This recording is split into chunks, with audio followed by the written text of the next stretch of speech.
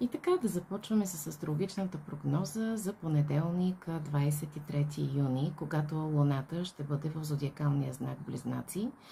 Близнаците се характеризират с много остър ум, с много любознателност, с много бърза мисъл, така че денят е много подходящ за всякакви интелектуални дейности.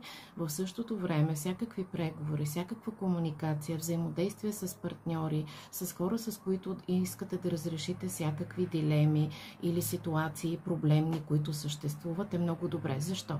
Защото през този ден Луната прави хармонични аспекти с трите планети, които са Плутон, Нептун и Уран, но все пак Луната ще направи един аспект с Уран много рано сутринта, което малко или много може да повдигне емоционалната превъзбудимост на всеки един от нас.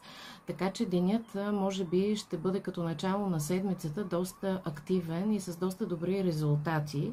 И ако се насочите в правилната насока, да използвате енергията на Близнака по правилният начин, да се свържете с партньори, да се свържете с приятели, да изясните всичко, което искате да изясните по време на самия ден, мисля, че ще сте удовлетворени в края на деня с резултатите, които ще получите.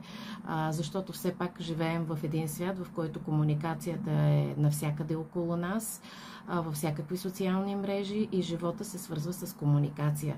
Така че възползвайте се от положителната енергия на понеделник с старт на една прекрасна нова седмица и с пожелания да имате наистина една прекрасна, чудесна, резултатна седмица. Благодаря ви!